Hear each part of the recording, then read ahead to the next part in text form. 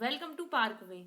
आज हम बात करेंगे सैम्पल क्वेश्चन पेपर्स के बारे में फॉर अ क्लास 10th, क्योंकि एग्जाम बहुत करीब है और बच्चों को ज़्यादातर इंपॉर्टेंट क्वेश्चंस ही चाहिए होते हैं। तो आज हम बात करेंगे उन्हीं कुछ इंपॉर्टेंट क्वेश्चंस के बारे में जो कि मोस्ट प्रोबेबली आने वाले हैं एग्जाम्स में। So please pay attention on the question paper जो कि मैं आज सॉल्व कराऊंगी। साथ ही साथ आपको पूरा क्राइटेरिया बताऊंगी कि किस तरह से आपके पास क्वेश्चन पेपर आएगा, कैसे आपको पूरे क्वेश्चन सॉल्व करने हैं, कितने पार्ट्स में कितने सेक्शन में वो क्वेश्चंस डिवाइड रहेंगे और क्या मार्क्स हमें अलॉट होंगे। ठीक, उसके बाद में हम बात करेंगे क्वेश्चंस के सॉल्यूशन के बारे में। सॉल्यूशन के बाद मैं आपको ये जो लेक्चर है, वीडियो लेक्चर है, जो ये 3 पार्ट्स में डिवाइड रहेगा। तो आज मैं आपको हाफ पार्ट इसमें बताऊंगी, बाकी पार्ट हम नेक्स्ट वीडियो में बात करेंगे। So let get start. और अगर आपको ये वीडियो पसंद आता है तो please subscribe it and please like it. So start करते हैं हम सैम्पल क्वेश्चन पेपर के बारे में। तो यह देखिए 2021 का सैम्पल क्वेश्चन पेपर है मैथमेटिक्स के लिए फॉर अ क्लास 10th। सबसे पहले जनरल इंस्ट्रक्शन दिए हुए हैं हमें यहाँ पर कि इस क्वेश्चन पेपर में 2 पार्ट्स हैं, part A and part B. पहले लिखा हुआ है फर्स्ट नंबर पे, the question paper contain a 2 parts, A and B part. Now both A and B part have internal choice, मतलब ए पार्ट और B part दोनों में क्या रहेगी, इंटरनल चॉइसेस रहेगी। मतलब आप ए करिए या फिर क्वेश्चन नंबर ए करना है या क्वेश्चन नंबर बी करना है, ऐसा कुछ आपको रहेगा। ये मैंने एग्जाम्पल दिया है। जैसे कि क्वेश्चन नंबर 1 में आपको 2 क्वेश्चन रहेंगे, एक पार्ट रहेगा और दूसरा पार्ट रहेगा। आपको एक पार्ट करना है वो करिए, जो आपको अच्छे से आता है वो करिए। ठीक, उसके बाद में यहाँ पार्ट ए दिया हुआ है। पार्ट ए में क्या दिया हुआ है, हमें फर्स्ट पॉइंट दिया हुआ है इट कंसिस्ट ऑफ 3 सेक्शन, मतलब 3 सेक्शन रहेंगे यहाँ पर। उसके बाद में दिया हुआ है पहला सेक्शन जो है आपका, उसमें 16 क्वेश्चन रहेंगे और 16 क्वेश्चन में हर एक क्वेश्चन 1 मार्क्स का रहेगा। इंटरनल चॉइसेस भी है जिसमें कि एक क्वेश्चन में और बाकी सारे जो क्वेश्चन है वो 5-5 क्वेश्चन रहेंगे। ये लिखा हुआ है internal choices provided in 5 question, मतलब 5 क्वेश्चंस में आपको इंटरनल चॉइसेस है, बाकी एक क्वेश्चन आपको पूरा सॉल्व करना है। उसके बाद में यहाँ दिया हुआ है सेक्शन 2। उसमें क्या रहेगा सेक्शन 2 में, यहाँ पर आपको केस स्टडी करनी है। 4 क्वेश्चन है केस स्टडी के ऊपर। उसके बाद में केस स्टडी क्वेश्चन रहेंगे आपको 4। Now moving toward the part B. Part B में यहाँ पर क्या दिया हुआ है, 21 से 26 क्वेश्चन रहेंगे जो कि वेरी शॉर्ट टाइप रहेंगे। मतलब आपको 1 से लेके 3, मतलब 1 to 3 लाइन तक आपको उसे कंप्लीट करना है। और वो जो वेरी शॉर्ट रहेंगे वो कितने मार्क्स के रहेंगे, आपके लिखा हुआ है 2 मार्क्स के रहेंगे। तो वेरी शॉर्ट टाइप क्वेश्चन जो रहेंगे वो 2 मार्क्स के रहेंगे। उसके बाद में 27 से 33 जो क्वेश्चन रहेंगे वो शॉर्ट टाइप आंसर रहेंगे। मतलब you have to write this answer in a 5 to 6 line minimum.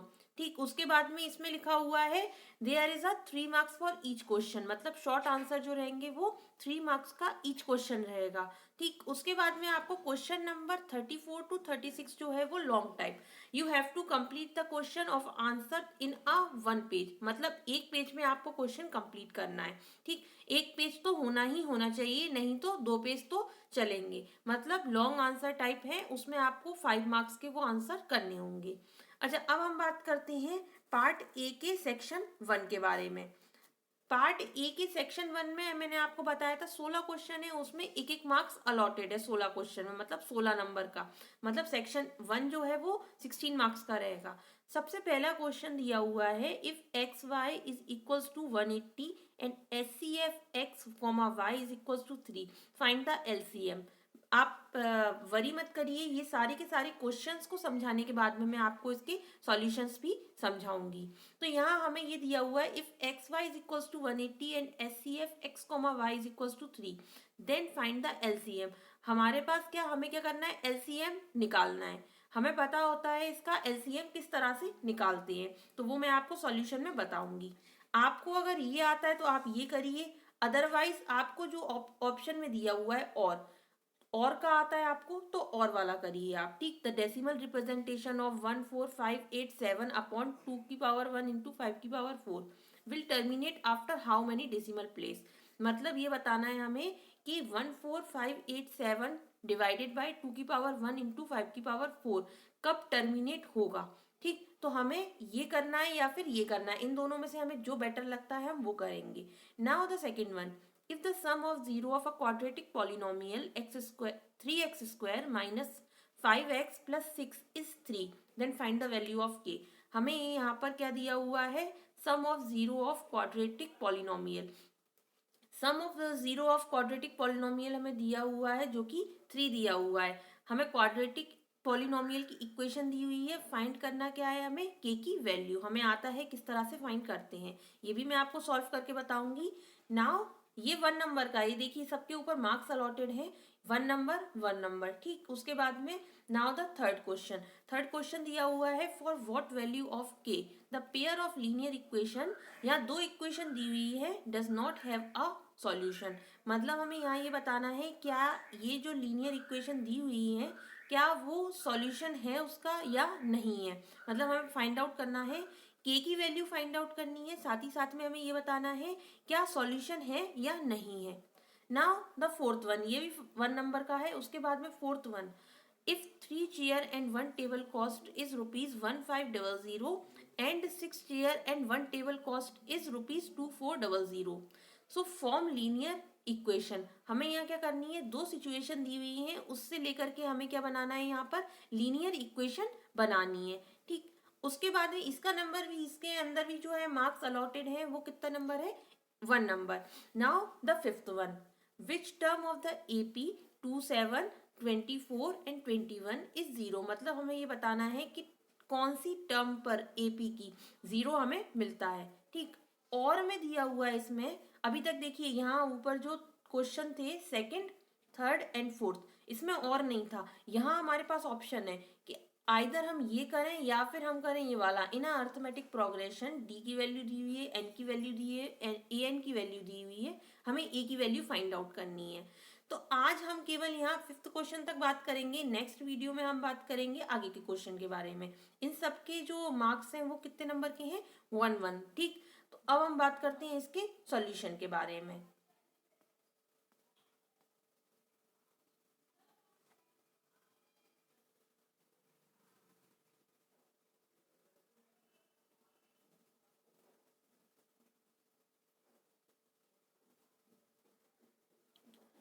So learners, अब बात करते हैं सॉल्यूशन के बारे में।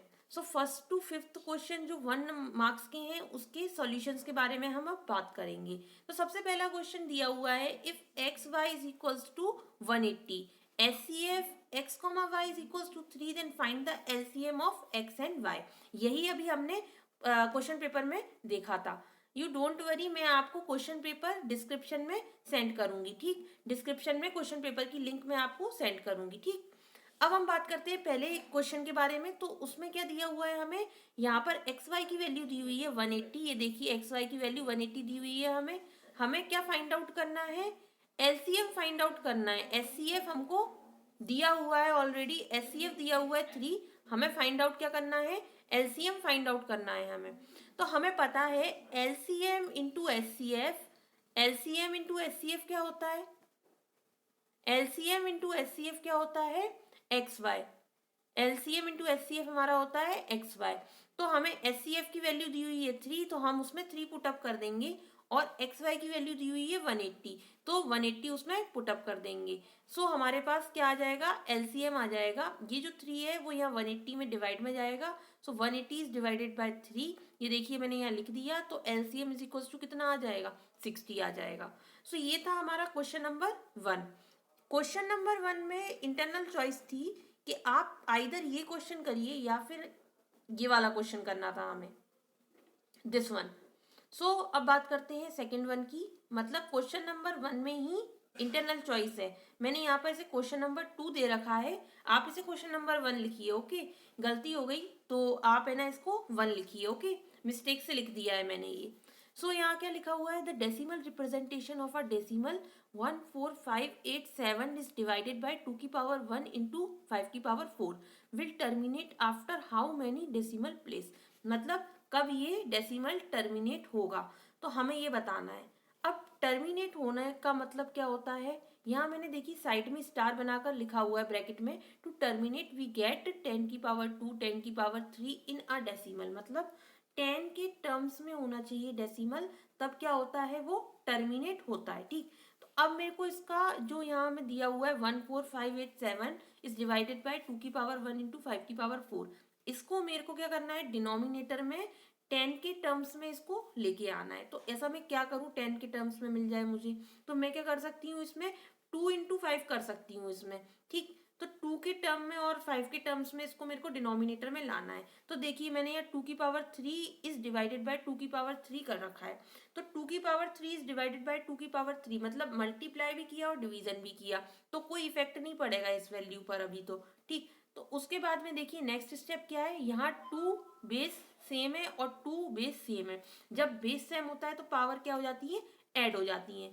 तो यहाँ देखिए 2⁻1 और 2⁻3, तो 2 और 2 बेस सेम है, पावर जो होंगी वो क्या हो जाएंगी, अब ऐड हो जाएंगी, मतलब 1 और 3 जो है वो ऐड हो जाएगा। तो यहाँ देखिए ऐड हो गया, 4 हो गया अब यहाँ पर।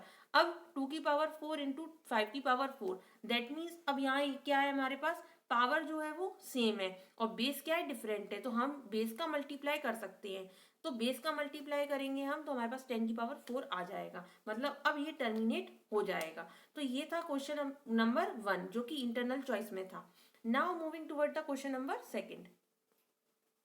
क्वेश्चन नंबर 2 में दिया हुआ था, if the sum of a zero of quadratic polynomial का सम ऑफ जीरोस, मतलब सम ऑफ जीरोस हमें क्या दिया हुआ है, 3 दिया हुआ है और क्वाड्रेटिक इक्वेशन दी हुई है, ठीक। तो हमें फाइंड आउट क्या करना है, की वैल्यू फाइंड आउट करनी है। तो सबसे पहले तो मैं इक्वेशन लिखूंगी और इज इक्वल्स टू 3 क्यों, क्योंकि ये सम ऑफ जीरोस मुझे 3 ऑलरेडी दे रखा है, तो इज इक्वल्स टू 3 लिख दिया मैंने। नाउ इसको कंपेयर करेंगे हम अपनी क्वाड्रेटिक पॉलिनोमियल इक्वेशन की इक्वेशन से, तो जो कि क्या होती है, a इक्वल्स टू 3 और b इक्वल्स टू -k और c इज इक्वल्स टू 6, ये मैंने यहाँ पर फाइंड आउट कर दिया। अब सम ऑफ जीरोस जो कि मुझे 3 दिया हुआ है is equals to -b/a, is equals to -b/a। तो अब मैं क्या करूंगी, सम ऑफ जीरोस मतलब 3 पुटअप करूंगी और b की वैल्यू और a की वैल्यू पुटअप करूंगी इसमें, तो यहाँ मुझे इजीली k की वैल्यू जो है वो गेट हो जाएगी। Now the third one, for what value of k, मतलब k की वैल्यू हमें फाइंड आउट करनी है। The pair of linear equation, दो इक्वेशन देख रहे हैं आप, यहाँ दो इक्वेशन दी हुई है, does not have a solution, मतलब कौन सी वैल्यू है k की जिसके लिए हमें सॉल्यूशन नहीं मिलेगा, ठीक। तो हम सबसे पहले क्या करेंगे, यहाँ दोनों इक्वेशन को देखिए मैंने लिख रखा है यहाँ पर, फिर कंपेयर किया है दोनों इक्वेशन को कंपेयर किससे किया, ax1 plus b1y plus c1 is equals to 0, similarly ax2 plus b2y plus c2 is equals to 0 से। सो यहाँ मुझे a1 a2 b1 b2 c1 c2 की वैल्यू गेट हो जाएगी। अब देखिए जब मैंने a1/a2 is equals to b1/b2 is equals to c1/c2, solution कब होता है, जब ये तीनों की तीनों टर्म्स जो है वो इक्वल होती हैं, और सॉल्यूशन कब नहीं होगा, जब इनमें से कोई एक इक्वल ना हो। तो देख रहे हैं आप जैसा कि यहाँ पर 3/6 1/2 हो गया is equals to 1/k, 1/k मतलब मान लीजिए 2 हो गया वो, तो 1/2 3/6 से हमें 1/2 गेट होगा, और यहाँ इज इक्वल्स टू 1/k मतलब 1/2 मान लीजिए, तो ये दोनों तो इक्वल है, पर -3/-8 इज नेवर इक्वल्स टू, मतलब 1/2 वो कभी नहीं गेट मतलब देगा। तो क्या होगा, हमारा सॉल्यूशन नहीं हो रहा है इस अकॉर्डिंग, तो यहाँ हमें सॉल्यूशन नहीं मिल रहा है, does not get a solution. Now moving toward the next one. Next क्या है, क्वेश्चन नंबर 4 में लिखा हुआ है, if the 3 chair and 1 table cost is 1500, मतलब 3 चेयर और 1 टेबल की कॉस्ट कितनी है, 1500, and the 6 chair and 1 table cost is ₹2400, मतलब 6 चेयर और 1 टेबल की कॉस्ट कितनी है, 2400। सो अब हमें क्या करना है, इसे लीनियर इक्वेशन के फॉर्मेट में बताना है। तो लीनियर इक्वेशन के फॉर्मेट में बताने के लिए हमें लीनियर इक्वेशन बनानी पड़ेगी सबसे पहले। तो अब ये जो हमें प्रोबेबिलिटी दी हुई है, इससे हम लीनियर इक्वेशन को बनाएंगे सबसे पहले। तो हमें यहाँ लिखना पड़ेगा, सबसे पहले मैंने लेट कर लिया, let the cost of 1 chair, मान लिया कि एक चेयर की कॉस्ट क्या है, x है। सिमिलरली एक टेबल की कॉस्ट कितनी है, मान लिया मैंने y रुपीज है। हमें दिया क्या है, पहली कंडीशन में हमें दिया हुआ है 3 chair and 1 table cost is 1500। तो 3 चेयर मतलब 3 इंटू एक्स, क्योंकि एक चेयर की कॉस्ट कितनी है, x है, और 3 चेयर्स दी हुई हैं हमें, मतलब कि 3 chairs into cost of 1 chair, तो मतलब 3x प्लस y क्यों, क्योंकि वहाँ 1 टेबल दिया हुआ है, तो यहाँ y आ जाएगा, इज इक्वल्स टू 1500। और सिमिलरली सेकंड कंडीशन भी दी हुई है 6 चेयर मतलब 6x प्लस 1 टेबल मतलब कि y इज इक्वल टू 2400। तो हमें ये देखिए यहाँ पर इक्वेशन बनानी थी जो कि हमने बना दी है इक्वेशन। बस ये इतना ही क्वेश्चन था इक्वेशन बनाने का। Now moving toward the next one. Next one में हमें दिया हुआ है, ये देखिए सबसे पहले फर्स्ट पार्ट में दिया हुआ है in AP which term 27, 24, 21 is zero. मतलब एपी की कौन सी टर्म जो है वो जीरो होगी।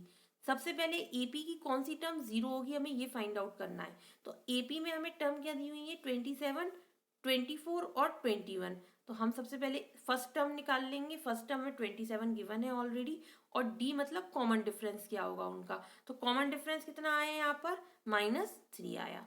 कॉमन डिफरेंस हमें आता है निकालना, हमने निकाल लिया कॉमन डिफरेंस। उसके बाद में अब हम फाइंड आउट करेंगे कि कौन सी टर्म एपी की जीरो होगी। तो मान लीजिए A N is equals to zero. तो अब ए एन में क्या हम पुटअप करेंगे a plus N minus 1d, ये फॉर्मूला पुटअप करेंगे सबसे पहले। उसके बाद में a की जगह पे a पुट करेंगे और d की जगह पे d पुट करेंगे, और इसके बाद हमें जो मिलेगा वो n इक्वल्स टू 10 मिलेगा। मतलब कि AP की 10th टर्म जो होगी वो क्या होगी जीरो होगी। सो ये था क्वेश्चन नंबर 5 में फर्स्ट क्वेश्चन, मतलब कि इंटरनल चॉइस में है, आपको ये करना है, आइदर आपको ये वाला करना है। ये देखिए दूसरा, in an AP if d is equals to -4, n is equals to 7 और an इज इक्वल्स टू 4। तो हमें फाइंड आउट क्या करना है, a की वैल्यू फाइंड आउट करनी है। डायरेक्ट फॉर्मूला रखेंगे हम लोग यहाँ पर और फॉर्मूले में वैल्यू पुटअप करेंगे, तो a की वैल्यू हमें मिलेगी 28। सो लर्नर ये था पूरा का पूरा all about first to fifth question. ये सारे के सारे क्वेश्चन मोस्ट इंपॉर्टेंट है, इसे प्लीज आप अच्छे से पढ़िए, और ये क्वेश्चन 101% एग्जाम में आने वाले हैं, तो प्लीज इन पे आप फोकस रखिए। और अगले लेक्चर में मैं आपको आगे के क्वेश्चंस के बारे में बताऊंगी, आगे के फॉर्मेट के बारे में बताऊंगी, आगे के क्वेश्चंस जो हैं उसके सॉल्यूशंस के बारे में बताऊंगी। Thank you.